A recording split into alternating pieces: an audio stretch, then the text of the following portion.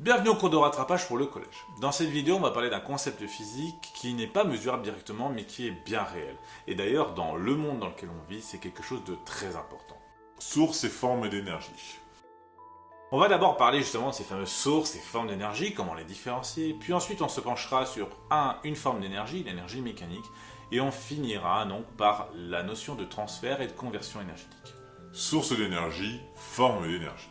Une source d'énergie, c'est ce qui dans la nature peut être exploité pour pouvoir produire une énergie que nous pourrons consommer, ou moins utiliser. On va donc classer ces sources d'énergie en deux catégories. Les renouvelables, celles qui paraissent inépuisables à notre échelle de temps, on va trouver dedans le vent, on va trouver dedans l'eau, le soleil, la géothermie, et je sais pas si j'en oublie pas un seul. Ah oui, la biomasse. Et les énergies qui sont non renouvelables, donc celles qui peuvent s'épuiser à notre échelle de temps, voire même qui le sont parfois, donc on va retrouver le charbon, le gaz, le pétrole, mais aussi l'uranium.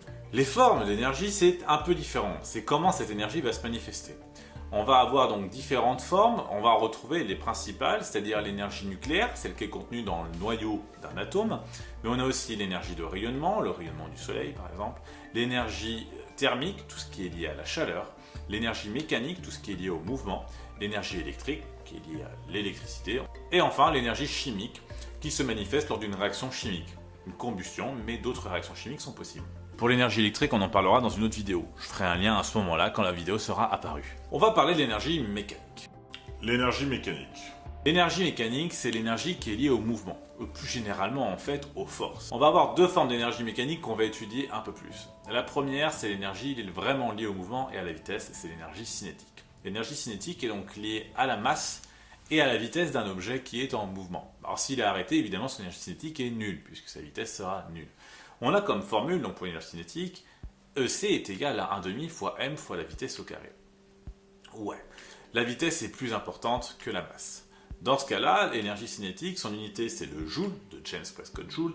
Pour la masse, obligatoirement le kilogramme, et pour la vitesse, le mètre par seconde. Attention au petit piège, si jamais on vous met une vitesse en km par heure, n'oubliez pas de diviser par 3,6 pour l'avoir en mètres par seconde. On va se donner un petit exemple, si on calcule l'énergie cinétique contenue dans un ballon de handball, donc d'une certaine masse, je vous l'affiche ici, qu'on va lancer à 25 mètres par seconde. Ça fait à peu près 80 km par heure.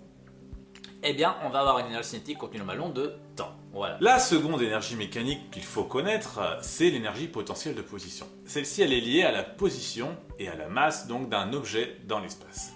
Si on est dans l'espace intersidéral, un endroit où il n'y a pas de gravité, cette énergie sera nulle. L'énergie potentielle de position, donc, elle s'écrit comme EP est égal à m fois g fois h. G intervient ici parce que s'il n'y a pas de gravité, il n'y a pas d'énergie potentielle de position, puisque l'objet ne sera pas attiré par le sol. G, on l'aura environ égal à 9,8, mais parfois à 10 newtons par kilogramme. Et la masse, donc du coup, c'est en kilogrammes. Et enfin, l'altitude, H, va être elle en mètres. On va prendre un grêlon de 50 grammes qui est stocké dans un nuage et une altitude de 1 km. Et bien son énergie potentielle de pesanteur sera de temps. Ça paraît pas mal. Bien sûr, les énergies, comme l'énergie mécanique, peuvent changer de forme et de support.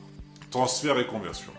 Il est possible de transférer de l'énergie d'un objet à un autre. C'est ce qu'on appelle donc le transfert. C'est le cas par exemple pour l'énergie thermique qui se transfère d'un objet à un autre quand par exemple nous soufflons sur un aliment chaud. En réalité, c'est l'énergie thermique qui est contenue dans cet aliment qui va être attrapée par les particules que l'on envoie en soufflant, donc l'air, qui va ensuite se réchauffer. Oui, donc en fait, vous ne refroidissez pas votre soupe, vous enlevez sa chaleur.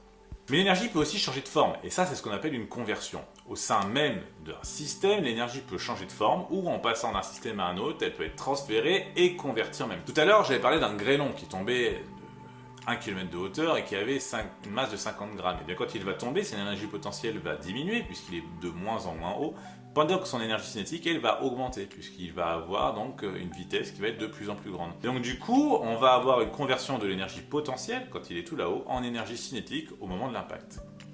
Et c'est ce qui se passe quand on arrive au niveau du sol. Toute l'énergie potentielle est devenue nulle, mais le grêlon a pris une vitesse assez significative, qui lui permet donc du coup de potentiellement briser quelque chose. Transfert et conversion sont souvent liés et qu'on peut parfois avoir les deux en même temps. Et c'est quand même assez rare d'avoir juste une conversion ou juste un transfert. Ou alors ça reste sur un système qu'on appelle isolé. C'est fini pour ce cours de rattrapage sur l'énergie. Je vous laisse regarder ce qui est possible de faire en fin de vidéo, c'est-à-dire l'abonnement et la playlist.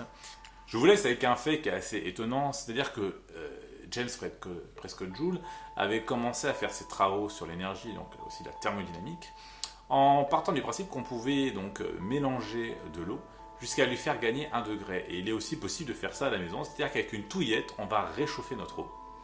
Même si ça paraît incroyable, puisque l'énergie cinétique qu'on met dans la touillette va être transférée à l'eau en énergie thermique. Et donc du coup, lui faire gagner potentiellement de la chaleur, et donc du coup de la température.